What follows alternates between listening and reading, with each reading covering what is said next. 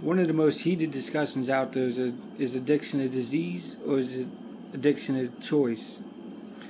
In my opinion, an addiction is a disease of choice. And the first time that I ever picked up, I made that decision to pick up and use a drug. But if I had known for one moment where it was going to lead me, I would have never picked it up in the first place. After I used and made that decision multiple times, over and over and over again, I found myself in a situation where I feel as though that choice left me and the drugs were under complete control of me. And for this reason, I believe that addiction is a disease. See, I wanted to stop. Many times I used to tell my friends, like, yo, I can't do this forever. I want to get clean and sober. I used to try my best to get clean and sober. I did 9 months once without any support, without any actual idea to what it took to stay clean and sober.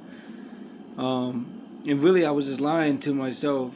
I was clean from one thing, but I was spending all my time working overnight at Walmart, going to the gym, working out, going to sleep, and isolating myself from everybody. But the problem was that I wasn't practicing connection. See, without connection, I didn't have a recovery. In order for me to stay clean and sober, I had to figure out why I even used in the first place. And because I wasn't practicing that, when I ran into this person at the gas station, and she showed me just a ever so slight bit of attention, the next thing you know, me and her went on a run together, and that run lasted 4 years. So 9 months clean, followed by a 4-year run, and I wasn't even able at the time to tell you why it even happened. See, addiction is a disease because when it fully takes over a brain, it's like a brain is hijacked. I didn't want to use. I couldn't figure out how not to use. I didn't want to hang around people that were picking up and using and stealing and robbing and doing all these things that we were doing. I didn't know how not to live that lifestyle. To a point where I was doing things that went against everything that I believed, everything that I stood for, going against my own character, not following my own judgment, and just doing whatever I needed to do to get high. See, nobody ever told me that if I got help and I actually followed suggestions of other people, if I started praying every day, that I actually admitted that I had a problem, because for the longest time I just said, I got this. See, that first step is the most important one, because until we realize that we don't got it, we're going to keep on doing the same thing over and over again. But once we realize that we don't got it, we can finally make a change in our lives, because there's no reason to rely on a higher power if we think that we got everything in control. And I was telling people I had everything under control when I was living on the streets. Oh yeah, I'm fine, I'm good. I got food whenever I stole it from the grocery store.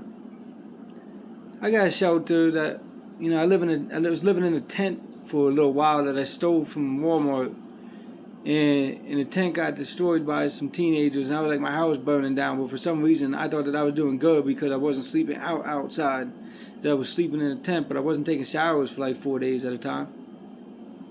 And until I realized that, even without the drugs, my life wasn't manageable because I didn't know how to be clean and sober.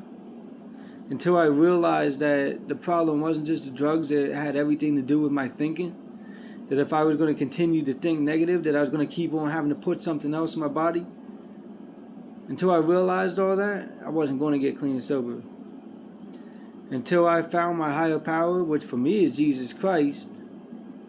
And until I found that higher power, I was going to keep on relying on my own will, doing my own things, and making the same mistakes over and over again, because that's what I was doing.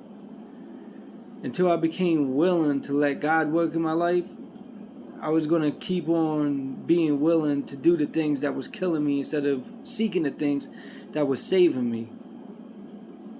See, before I got clean and sober, I died 3 times. In an act of addiction, I was able to justify it. Or maybe I'll just use a little less. Or was I really dead? There's no way that I was really dead. I only had to be Narcan.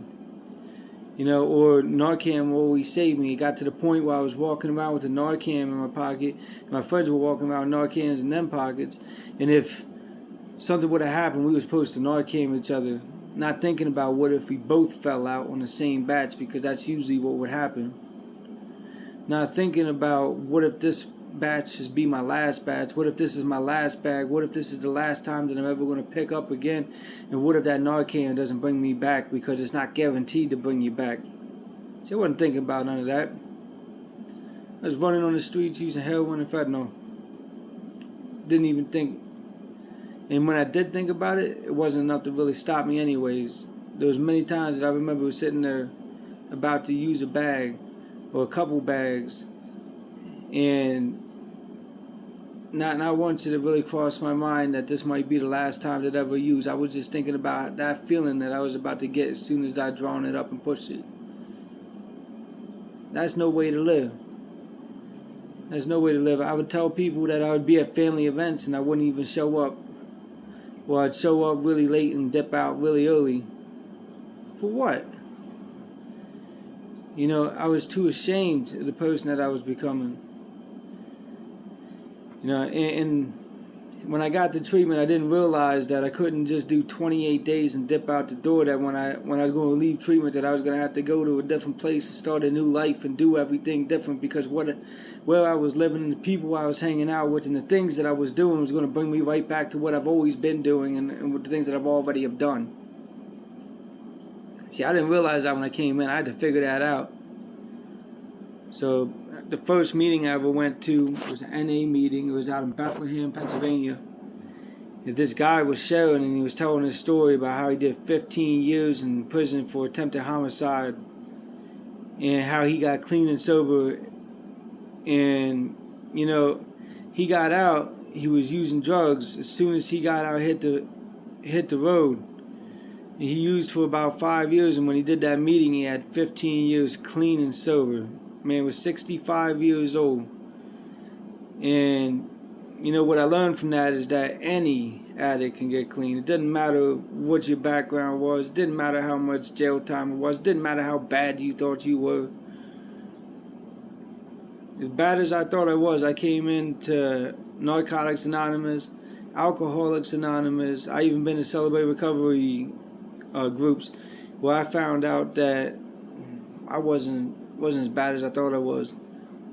That there's other people that went through the same thing, and that if we work together and we learn how to connect together and we learn how to overcome addiction as a team, that we can overcome this addiction, that we do not have to be a statistic, that we can live a life and be happy and full of joy and seek God and live a pretty fairly normal life,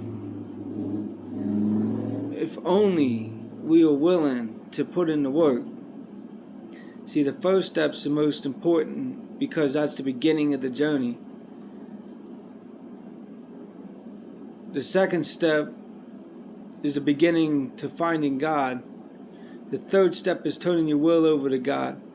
The fourth step is looking at all the things that you've done in your life. And I encourage people, when they do this, to look at the good and the bad and just write it all down, because you're going to see your behavioral pattern written down on a piece of paper. And then when you start showing some of them old or past behaviors, you can start seeing if you're in the way towards relapse or if you're going down the road of recovery. And if God, your higher power, is being utilized like it should be by this point, then you should be moving in the path of recovery. There's no reason to go back once you started going forward. But if you're not going forward, you're not standing still. You could only go backwards. So keep your head up. Keep pushing forward. Know that you're not alone. And if you have any questions, put it down in the comment box. Thanks. Peace.